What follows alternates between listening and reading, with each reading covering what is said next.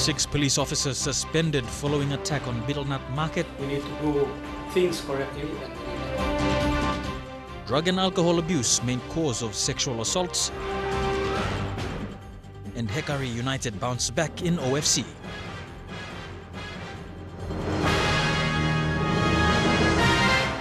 This is National EMTV News with Miriba Tulo. Good evening. This is Saturday's news. 6 police officers in Port Moresby have been suspended in relation to the assault of vendors at Robu Rogo Betelnut Market in Central Province.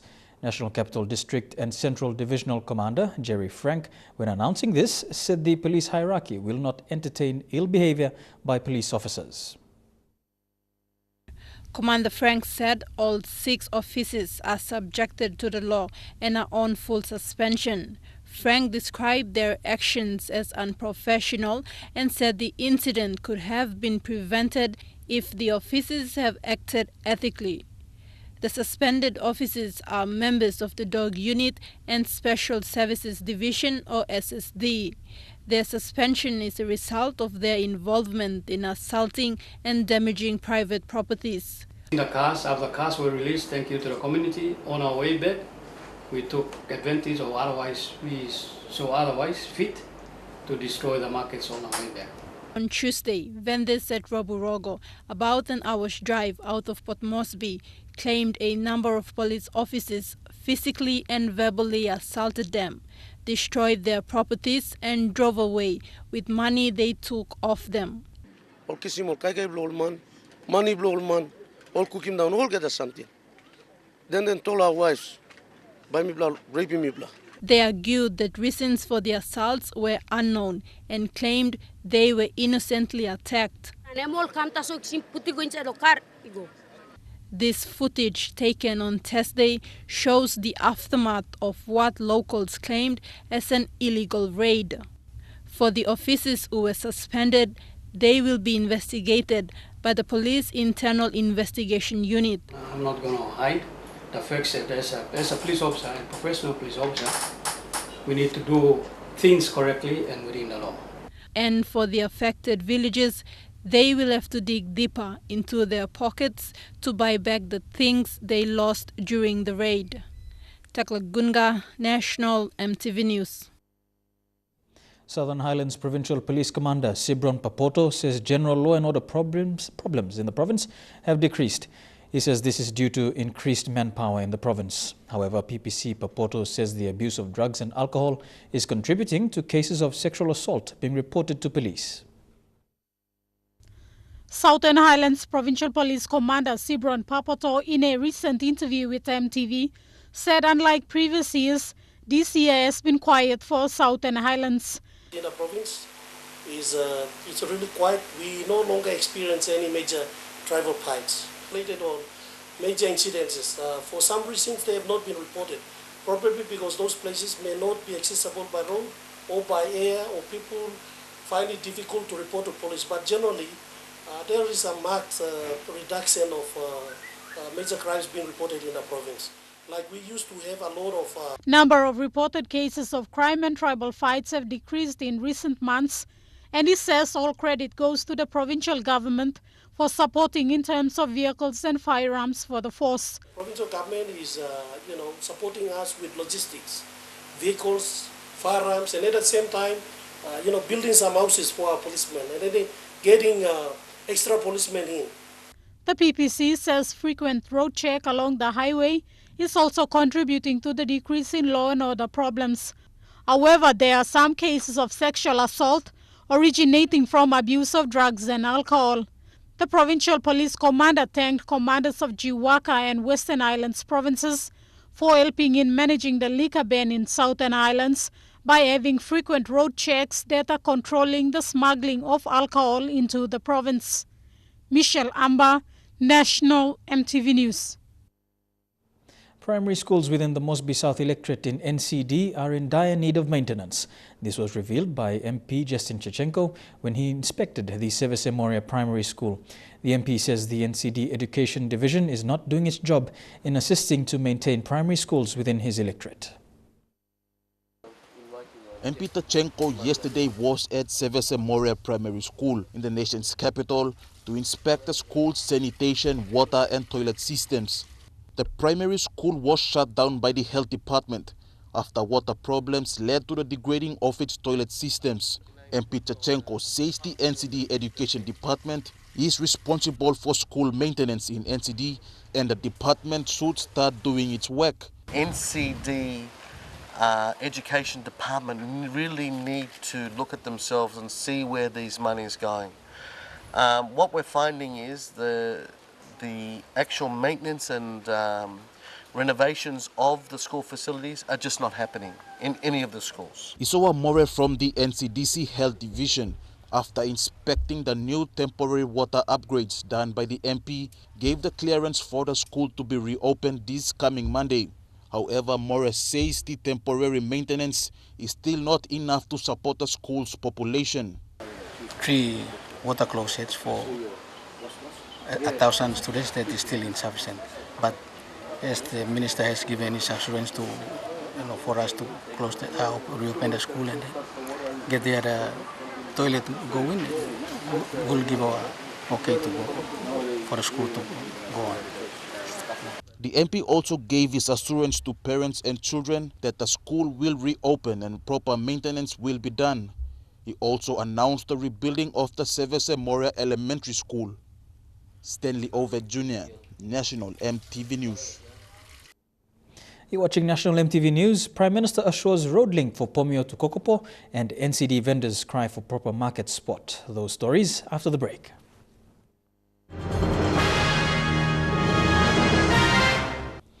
Welcome back to the news. Prime Minister Peter O'Neill has assured the people of Pomio in East New Britain that the government has recognized its priority projects, including the Pomio to Kokopo Road.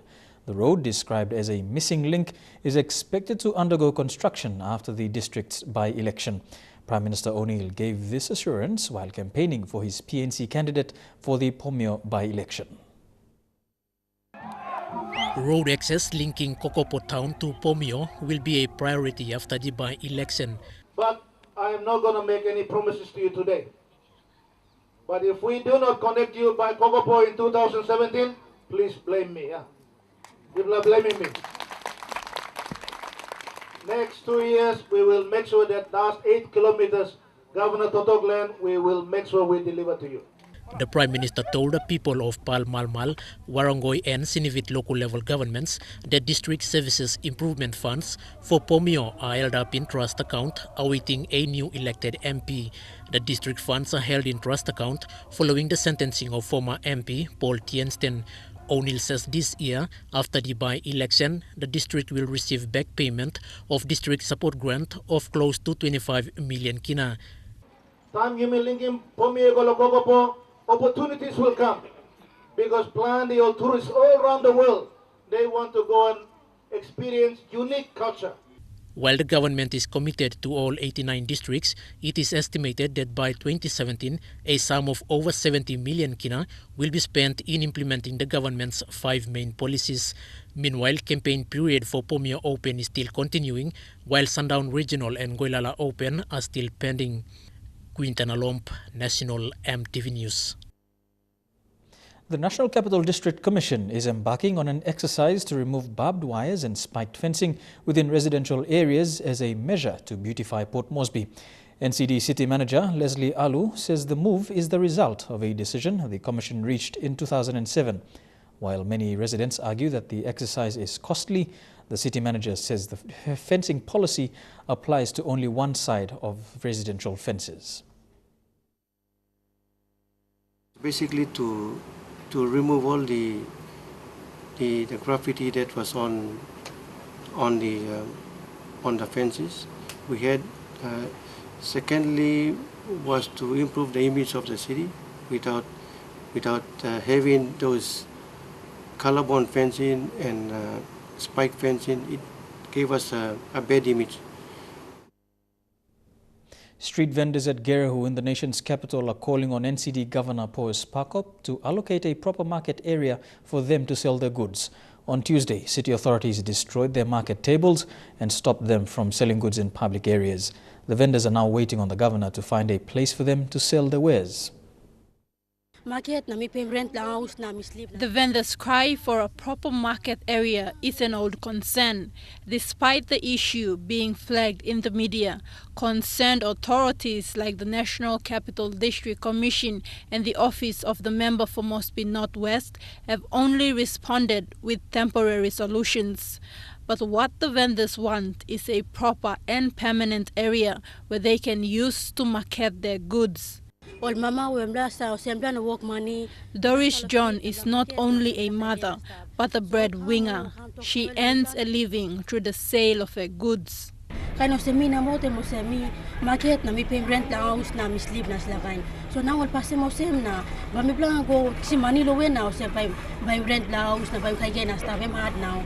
So mi plan like mo sem ga bena ma so sem by no am little space for mi plan na give me plus so that bam bla se market na sta. In Guerrero, there are at least 100 street vendors who sell store goods, drinks and mobile phones at the bus stop, outside shopping centers and along the main roads. Over the years, many of them had had their goods destroyed and tables torched. But while city authorities are trying to stop people from selling in public areas, the vendors defended their actions, saying it's their main source of income. Mi bla kelni ma rabish, mi bla sidan ken na ol kam bagrabi mi bla ken now, ke mi bla ol kata mi bla na market mi bla sana ba sen start. Margaret Rui is another vendor. After her property was destroyed on Tuesday, she is now currently searching for a place to sell her goods. So now was me paying was live mad no te figinini na mad now. The issue is similar in all suburbs in NCD. More people are engaging in street sales because of the fast money it generates. This now leaves concerned authorities, especially the NCD Commission, with the challenge to accommodate these vendors. Tekla Gunga, National EMTV News. You're watching National EMTV News. I'll bring you all today's sporting action in Trukai Sports after the break. Stay with us.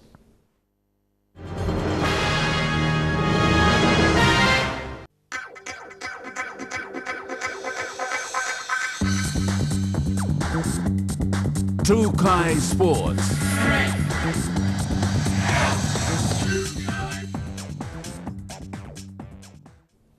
Welcome to Trukai Sports. To the OFC now, in Hekari United bounced back from a clash between Wellington, where they suffered a 2-0 loss on Wednesday. It was a different story yesterday as coach Jerry Allen and his men regrouped and came back with a hard-fought victory over Tahiti's AS Tafana in a clinical 3-2 scoreline. Tommy Semi slot home for Hekari's third, and Tanito was red-carded, leaving his side with 20 minutes to go and just 9 players to see the match out. Coach Jerry Allen said the red cards didn't help his side on the night, but his boys did well to keep fighting throughout the night and came off with a well-deserved win. Day 2 of the National Athletics Championships in Leh saw the commencement of field events. Shot put, discus and javelin and the jumps began today, and will conclude with track events tomorrow with medal presentations following soon after. In the field events, PNG's best shot put thrower, Debono Paraka, threw a disappointing 14.1 below his personal best. In the track event, Toya Whistle ran alongside the open men's 100-meter sprints and was forced out of the remainder of the competition after triggering her ongoing hamstring injury. Mid-distance runner Betty Burwa will race in the 400-meter sprints tomorrow. The Port Moresby Rugby League competition entered round 3 at the Murray Barracks Oval today. Royals beat Souths, while Hohola scored some easy points over a forfeit in the under-19 men's division. Respective clubs are yet to pay their players' registration fees in full. The PRL board remains adamant that all clubs must comply or be penalised by a forfeit. With the number of matches being forfeited since round 1, it is evident that Port Moresby Rugby League Board have taken their stance to penalise clubs who are yet to pay their players' registration fees. In the under-19 men's division, Royals capped Souths to a 14-0 victory. Hohola secured easy points after forfeiting Maganis, and Brothers held off Paga Panthers to a scoreless draw. PRL Women's Division's registration for 2015 will commence next week Monday and close on Friday the 24th of April. Round 1 of the Women's Division will kick off on the 5th of May. Skola Sengi, National EMTV Sports. To the NRL now, and the St. George Illawarra Dragons have ended the Brisbane Broncos' 5-game winning streak, taking the match 12 points to 10. The Dragons' defence proved to be the winner, holding off a fight back from the Broncos in the dying minutes on the game to give the Dragons the victory. Both teams struggled to maintain possession of the football early in the game due to the wet conditions of the field. From the start of the game, the teams proved evenly matched, getting close to the try line but unable to score. It was the Brisbane Broncos who struck first in the 16th minute when Justin Hodges provided a cutout pass for Daniel Vidot to cross the line in the corner. And here's a try for Vidot! Corey Parker missed the two-pointer, which saw the Broncos take an early lead. In the 22nd minute, the St. George Illawarra Dragons hit back through Atonia Nabuli, who chased through a grabber of Gareth Widdop's boot to equalize on the scoreboard. Widdop later gave the Dragons a handy 2-point lead from a penalty, which saw the score 4 points to 6 going into half-time. In the second half, Bronco Justin Hodges did not return to the field from a suspected hamstring injury. Broncos put the pressure on the Dragons in the second half, and on the 55th minute, a short ball from Andrew McCulley put Sam Tade over the line and the Broncos back in front. Straight under the bar. But the Dragons leveled the scores in the 67th minute when Englishman Mike Cooper powered over 2 defenders to score. Gareth Widdop added the extras, giving the Dragons the lead 12 points to 10. The Brisbane Broncos threw everything at St. George, but the Dragons showed why they're the best defensive team in the competition, holding the Broncos off to win 12 points to 10. Dion Kombang, National, EMTV Sports. And that ends our sports for tonight. I'll bring you the weather details after the break. Stay with us. True Kai Sports.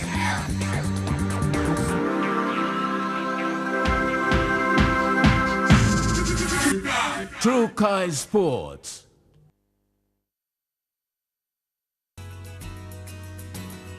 Taking a look at the weather forecast for tonight in the southern region, Port Moresby and Daru, a shower or two, thundery showers for Popondetta, fine weather for Alatau, and showers expected in Kerama. Over to the Masi region, Leh, you can expect rain and thunderstorms, showers and rain expected in Madang, and a shower or two for Wewak and Vanimo. Over to the New Guinea Islands region, Lorengau, you can expect fine weather, a few showers for Buka, and showers for Kavieng, Kimbe, Kokopo and Rabaul. And finally in the Highlands region, all centres to expect rain this evening.